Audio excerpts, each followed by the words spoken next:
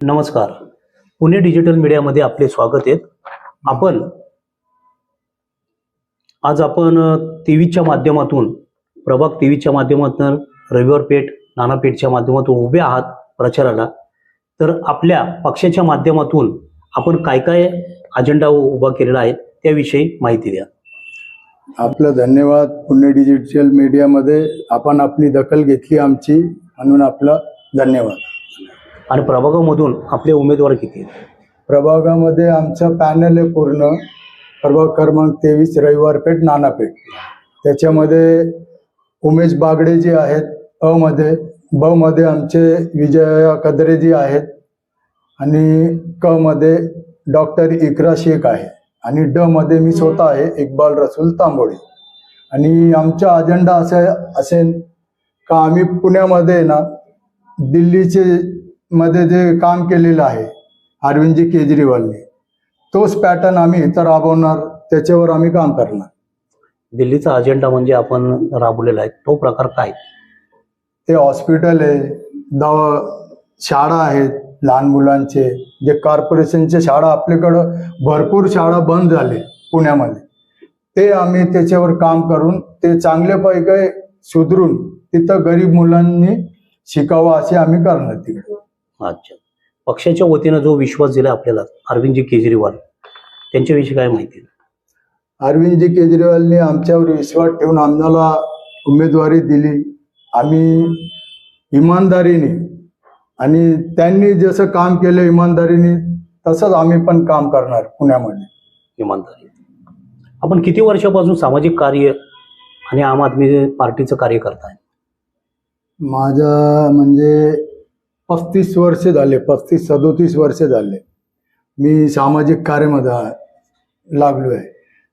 ते कसं, पहिले आम्ही लहान मंडळ चालू केले, तसं वाढत वाढत मग लोकांनी आमच्याकडे बघायला सुरुवात केली का हे लोक काहीतरी करतायत, तर लोक आमच्याकडे यायचे. मग आम्ही काम चालू केलं म्हणजे हॉस्पिटलमध्ये कोण आजारी असेल तर रक्त देणं, मग दुसरे काही अडचणी असतील लोकांचे, त्याच्यामध्ये सतत उभं राहणं, असं करत करत आम्ही इथपर्यंत आलो.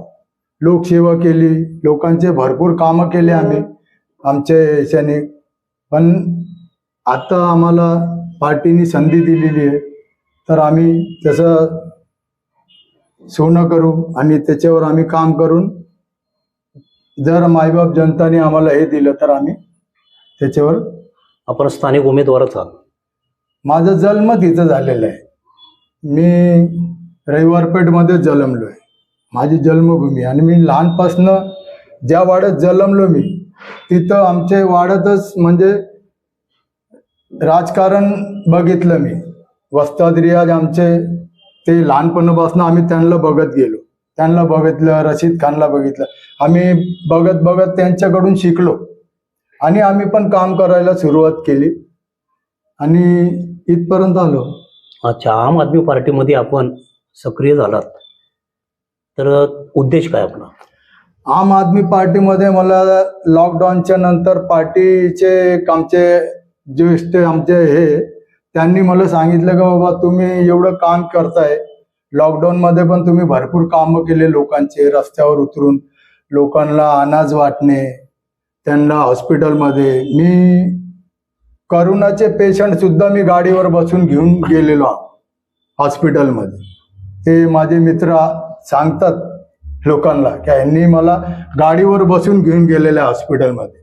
तर भरपूर कामं केले लॉकडाऊनमध्ये. त्याची दखल त्यांनी घेतली आणि मला सांगितलं त्यांनी का बाबा आमची पार्टी जॉईन करा तुम्ही, आम्ही तुम्हाला नाही का हे करू पार्टीमध्ये, आमचे तुम्हाला जर आम्ही इलेक्शन लढवले तर आम्ही तुम्हाला संधी देऊ. पार्टीच्या कोणत्या समस्या किंवा पार्टीचे जे काम पाहून आपण आकर्षित झालात?